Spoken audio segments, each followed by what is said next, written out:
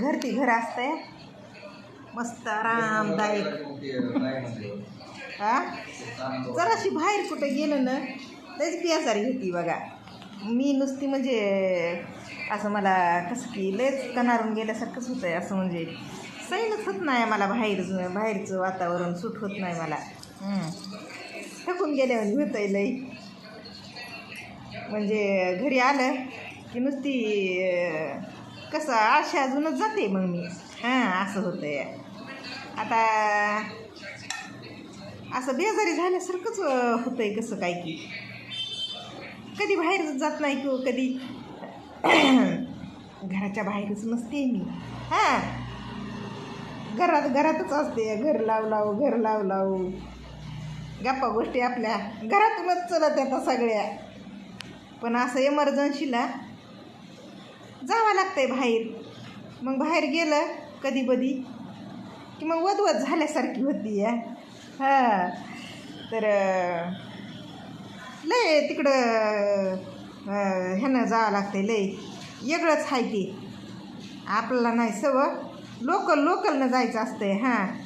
पटकून चढायचं, गर्दीत उभं राहायचं आणि त्या गर्दीतून पुन्हा पटकून बाहेर निघायचं. गाडी उभं राहिली की लगेच चालू होती या. असं आहे माहिती आहे का. आणि पण सकाळी जातानाच लय होतं बरं का. घाई गडबड असं म्हणजे असं लय लोक होते लय गाडीमध्ये. पण आम्हाला जागा दिली व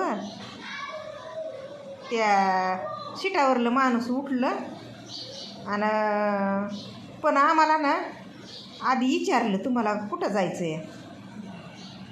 आता कसं सांगावं आता ह्या फोनमध्ये मी बोलत आहे या. ते उगा फेक असतं या. वाटतंय आपल्याला कोणी विचारणार आहे आणि कोण ओळखीणार आहे. पण समोर त्या ट्रेनमध्ये काय विचारलं माहिती आहे का, तुम्हाला कुठं जायचं आहे ताई. मग असं झालं की नुसतं तोंडाला हातच लागला माझा. आणि मग कसं तीच वाटलं इरमल्यासारखं.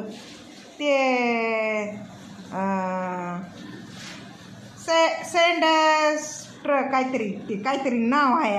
नावच येई नाही ते. हसू पोटं गेले. अहो माय संडास रोड म्हणते तर संडास रोड. काय बोला तुम्हाला.